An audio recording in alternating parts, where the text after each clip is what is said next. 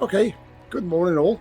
Well, after the interview with Bobby and we were talking about football and the history of Builth Football Club, Bobby came up with this great idea of someone that I should really talk to around the history of Builth Football Club and anything else that comes up in conversation. So you've got it, yes, I've come off the hill and I'm in Llanwith, and I hope this gentleman is in now.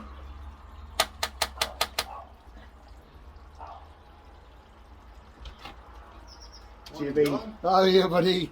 Now, right. Bobby said you're the man to come and have a chat to about football. Is that a fact? He did say it.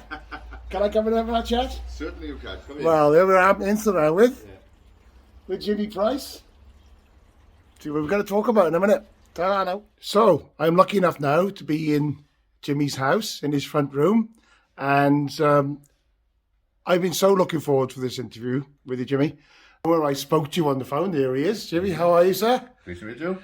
So looking forward to this interview, Jimmy. And I know you've got lots to talk about, lots of memories. Mm-hmm. So where would you like to start, sir? Let's start at the beginning. Okay. Of the inauguration of the Thomas Land playing fields in Builth. Okay. And I got a photograph here of the actual kickoff to the game. You got that, John? I got that, yeah. Who's in this picture then, Jimmy? On the chappie with the suit and the umbrella is Mr. Sammy Waters, okay, who was manager of the quarry, and Byron Jones, who was captain of Builth Wells football team. Yes. And Tech Metcalf. And that game they played against Swansea Town for the inauguration of the Thomas Land Fields. The Thomas Land Fields, yeah. You don't know the score, do you? I don't know the score, but it's just very much part of Builth history and Builth Football Club history. So that's and this is why I was so looking forward to meeting you, Jimmy. And I've got to ask you, right? That's just this great way to start. What was your first game for Builth Football Club? My first game for Builth Football Club was when I was 16. Yes. And I'll tell you a lovely story, John. When I was 16, I was working for George Bradley's the Ironmongers. Yes. And of course, we used to have to work Saturdays. Anyway, the football team, when they were playing away, always left from the front of the Lion Hotel. They used to have a bus at the Lion Hotel and then go from there. I used to be able to come out at lunchtime, look down the road and see all these boys getting on the bus to go and play football, and I couldn't play because you were working. Yes. So every day I'd go over every week rather, I'd go over on a Wednesday, and where the gardens are now, at the end of where the Chinese are, there was a galvanized fence. Yes. And on that galvanized fence there was a notice board, and Builth Wells Football Club would put their team for the following week there, right? And being naive and being a 16-year-old, I used to go over to see if my name was there. And it took me weeks before I realised who another was. So, but anyway, I finished working, and then after that I was having weekends off, and I was picked to play a school teacher called Peter Wilson, who was my games master. He nurtured me right from an 11-year-old right through, and he got me into the team. So I was 16, just left school. What year was that then, Jimmy? When did I leave school? 1950. Well, I was born in 41. 51, 56. It'd be about 57, 58. 57, 58. Yeah, 1957, 58. Well, that I know, right? Because I've got pictures of a very famous team in our house with my partner Alison. Alison Leonard it was, and. That was part of that team forming then, Jimmy, was it really? It was. Was that you boys getting back together? It was at the end of an era where Dilwyn Powell and Gary Jones and Dougie Rylands, these are all very, very well-known players in the town. Yeah. And I was coming in as a 16-year-old, and they were 36-year-olds. So they're handing over the reins. So you had youngsters coming in and older ones sort of going out and retiring, you know. Yeah. So that was my first experience of playing for Builth. Do you remember who you played against, Jim? Yes, we played against Newtown, Berriew, Welsh pool. That was one of your first fixtures, yeah? We were in the Mid Wales North then, the Builth was, Yeah. And we played Landod, Kington. So it was a very, very good league, Yeah, very competitive, I can imagine, as well. Yeah. Because I know when I was walking up the hill with Bobby, you just saw he did touch on there was so much talent. Yeah. That perhaps the Welsh Football Association missed out in that period of players that were of such a good quality, Jimmy. Is that right, was he right? You're right, John. I think Mid Wales in those days were an island too far. Yeah. And if you were playing in North Wales and South Wales, you stood a better chance of getting on professional wise, Yeah. But there was a group at the time in Bubby's area, like Neil Samuels, Bubby, Gavin Price, who were a very, very good lads and really talented. Well, it proves because of the number. For 10 years, John, we ruled the Mid Wales South because we won everything. Yeah. We won the league three years on the trot. Yeah. And the cups. I mean, I'll show you photographs. Yeah, we'll have a look at that. Here we got another picture here now, Jim. You want to have a chat about? Yeah, this is another historical. This is in the 40s. I would think it would be just after the war. Can I take it up the war finished in 1945. Yeah. So as I'm going across here, Jim, you can see the camera there. Can you tell me who's who here? We got you. The chap with the cap, the trainer, the bagman was Evan John Evans. Yes. And next to him was Cecil Owens. Yes. And then Davy Metcalf, which is Bubby's father. All right. Griff, the goalkeeper. Yes. Carry on. Bertie Jones. That'll be, the twins. Yes. That's their father. Oh, my gosh. Army Metcalf, though Army was a prisoner of war. I think We talked about Army with Bobby on the interview. You did? Yes, yeah, he did explain. That's Army then. Well, Army had just got back from the war, obviously. So it must have been about 1946, 47. Gosh. Something like that. Anyway. And then that's Frankie Metcalf. And you heard Bobby talking about Uncle Frank. So that's Uncle Frank. Then we dropped down the bottom there now. And down the bottom, then that's Jack... Stedman, did you say? Jack Stedman. Yes. From Builth Road, you said. He was from Builth Road, yeah. Played. That's Byron Jones. Now, Byron Jones was an ex-professional player.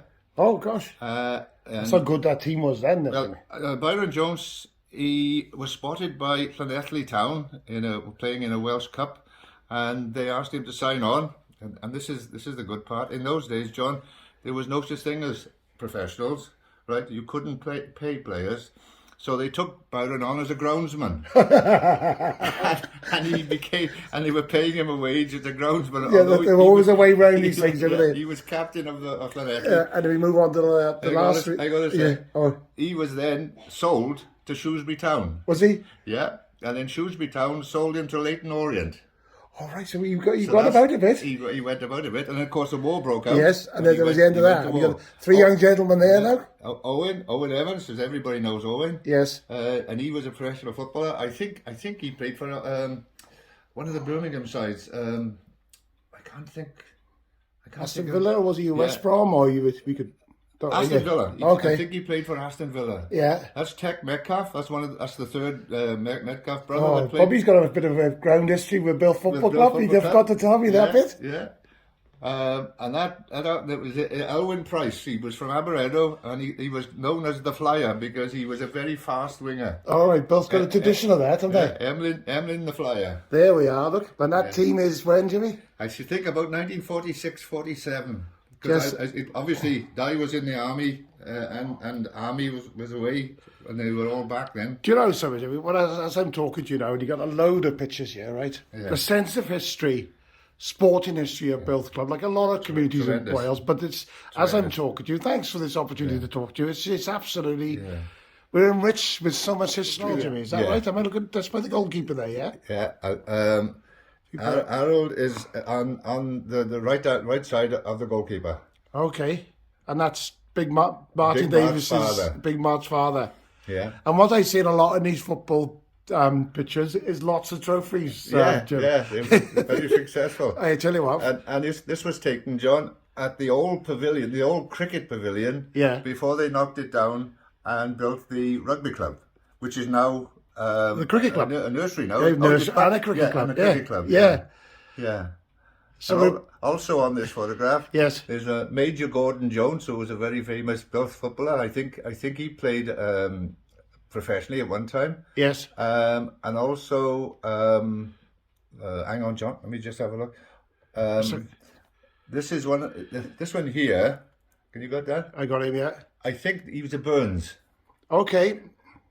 And this chap here Yes. was a Thomas from people would know him as May Thomas's father. I don't know his Christian name, but it was May Thomas, his father, and Edgar Thomas. He was married to a Lottie Thomas, and that's it. That's him there. So as we're going on through here, you've got a lot of archives here, Jimmy, and it's just, in this touching base, we're going back 100 years ago now. Yeah.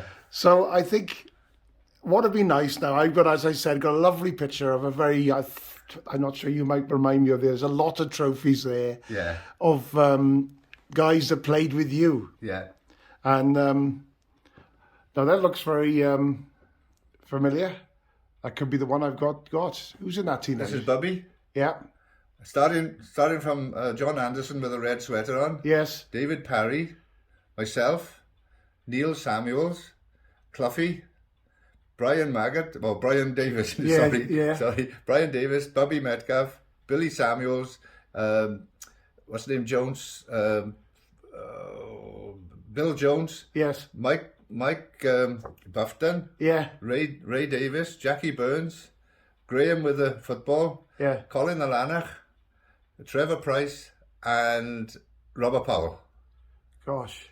And in the background there, with his arms crossed, is Steve Anderson, and next to him is a very, very famous person called Doug Lloyd.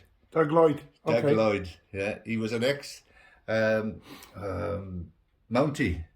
He emigrated to Canada. Yes. And he was a Mountie in Canada, and then he retired and came back to Builth. So do you have all these memories down in front of you now, right? It's difficult to say. What's one of the real happy memory you may have of Builth football? Let me see. There have been so many, John. I think one of my happiest memories was as a kid. I was an errand boy for Lance Burns, delivering fish. Yeah. Around an evening and on a weekend, and I was 10 at the time, and then I went over to the other school, what we call the big school, and Lance Burns bought me my first pair of shorts and my first football shirt. All right. And because I passed to go over, he presented me with this. So, can you imagine? It's the first real football shirt and shorts I'd ever owned, Yeah. So I think that's one of my really fondest memories. Yeah, to get you on your way, Jimmy, yeah? On my way. Yes. And Lance always supported me. Lance, after I left school and what have you, of course I then started playing with Builth, Lance would always come to home matches. Yes. He'd always come, and it was always a big discussion then. I'd go into the shop then in the week, and then we'd talk about the match. He was such an interesting chap. Yes. Cyril Williams, he lived up Brecon Road. Yes. Remember? And next to him, I'm not sure about him. I think he was a solicitor. He lived up Oaklands, but I'm not sure of him. No, the chap, the goalkeeper, who was if you notice, is the tallest bloke there. Yes. That's Reg Loversage. He was a tinsmith. He lived up Kingshead Lane. Did he? Yeah, Reg Loversage. And the chap next to him there was Bert. Yes, please. Another cup of tea, please, Rose. Bert. Sorry. Bert. He worked in the shoe shop. Bert Ware. Bert Ware. Right, and then coming down, then I don't know the tall chap with the bald head, but coming down in front of him was a little chap called Georgie Butch. Yeah. He had the LCM butcher's shop opposite Lance Burns' fish shop in town, and then next to him is the Thomas, not Adley Thomas, Bert Thomas. And which is this one, Bert Thomas. Yes. This good-looking chap here was James, the postman. Burt James, was it? Yeah, Burt James. It looks like that picture's taken on the Grow, Jimmy. Is the river Yeah, next this to was it? taken on the Grove. Yes. There was a football pitch. Yes. Before the rugby pitch. Yeah. Now next to him, this one here, his name was George Mond. He had the Army and Navy stores. Okay. Remember the Army and Navy stores in Builth? I might remember. I It's moved in where 19... the Chinese. Oh, okay. Yes. yeah. Yeah. Yeah. And the next one to him was Wilfie Wright. He was an electrician. And then coming down then, I think this chap was Morris. I can't think of his Christian name. It was something Morris. Owen Evans. Yes. That was Lance Burns, the fisherman. Yes. Yeah. And this one you probably remember. I always call him Epper Williams. He was the manager of What's the Clothers. Oh yes. David Williams' father. Yes. Oh, yes. Good gosh. Can you guess who that is? Go Who's on. that? You should know him. Really know him. Who's that? Oh, who's it? Gerald Morris. Gerald Morris. Gerald Morris. Past president of Builth Wells RFC. Yeah, that's him playing for the Father of Philip. Linda and Philip, yes? Yeah, Linda and Philip. Good gosh. Yeah.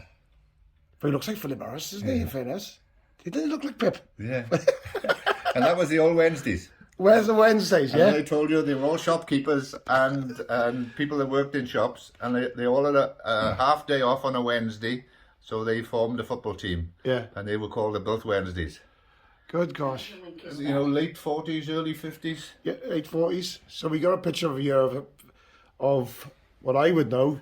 Chrissy Jones was in my rugby year. That would be Chrissy Jones's Grandfather. grandfather. Yeah. So that's Jan, Big Jan. Big What's it Jan called? and Winky. Yeah. That's the very famous Dickie Dando. Dickie Dando. Yeah. And what did he do as a job? Did you say? He worked on the council on the bin lorry many years ago. Yeah. Next to him is Isla Jones, and next to Isla Jones is Dougie Jones. He was a postman from Llanwrtyd. Okay. And next to him is another Tech Metcalf. Yeah. That's got to be, as I say, late 40s, early 50s. So what we got now? We got half time now, Jim. Look. We got half time now. We got half time now, and myself and Jimmy, yeah, we're gonna have a half time break of cake and beautiful cake made by Rose, yeah. Yes, yeah. And we'll have another chat, and we'll be back in a minute. There you go. Hope you're enjoying it. Ta-da. So as I'm in Jimmy's house here now, we're having a really lovely cup of tea, and what's the name of the little dog there? Alfie. Alfie. Hello, Alfie. Looking at the cakes. So it's like Jimmy, oh, right, that his football team is Liverpool, and you'd like to remind us today's date, what happened on Sunday yesterday. Who would you like to remind about that, Jimmy? While we're having a chat. The first one I'd like to I don't know the score. Can you remind the score again? I think it was 5-0. 5-0. 5-0. Do you want to say that again, Jim? 5-0. Yeah. There's a little chap, he's a painter, called Marcus James, known as Rambo. He'd like to remind he was at the match. And let's remind us of the score again, Jim. I think it was 5-0. It was 5-0. Yeah.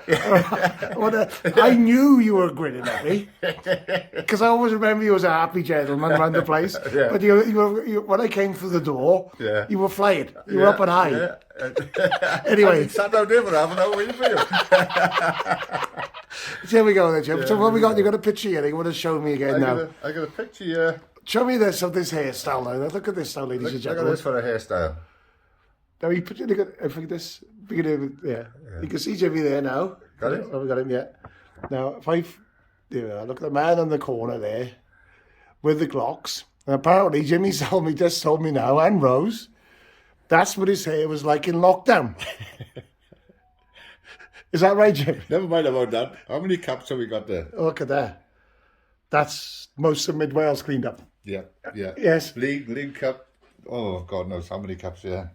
It's just such a history of Builth. But now you got another picture. What have we got now, Jim? We're gonna have This is a picture of Builth under 18s about 1950, mid 50s. They'd won the Builth Road Cup. And who's this little man in the corner here? And the little man in the corner is Jim Price when he was 7. Look at that.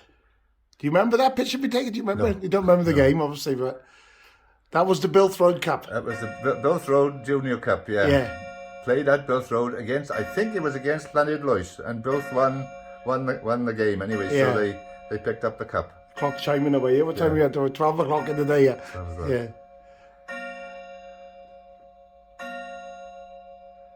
Little Jimmy there. another Builth football team with a cup in front of him, Jimmy. Yes, yeah. Yeah, yes. So I tell you what, the team I'd like to talk about now is this one here that we talked about it a little bit when I came in. So if you can hold this one up here, going through that picture there, that was a great team there, wasn't it? I mean, we've talked about a lot of good teams for Builth. This is when Builth reorganised. Builth there hadn't been any football in Builth for some time. Yeah. I think due to lack of funds or whatever. But anyway, Terry Parkhouse, who was the goalie there, he came to Builth as a young policeman. Yeah. And he got together with Owen Evans and Doug Lloyd and a few others, and they reformed the football team. As you can see by the shirts and shorts, we were a very poor club at the time, just having reformed. Yes. But that was John Jones Cloudray. Yes. Martin Davis. Big Mart, yes. Keith Price from Garth. Yes. Terry Parkhouse. Police officer, was he? Clive Shepherd from Landord. Yes. And I can't think of his Esmond Murray. He was from Landord. Then we got Mackie Burns, who was had the unfortunate Yes. bugger. He had his house burnt down. Keith Leonard, best centre forward I ever played with. Really? Yep, he was a tremendous centre forward, tremendous header of a ball. Henry Johns, Les Parry, and myself. Okay, yeah. Shorter hair there, Jimmy, got to tell you. It looks a bit like now, doesn't it? That's before the locks, you know.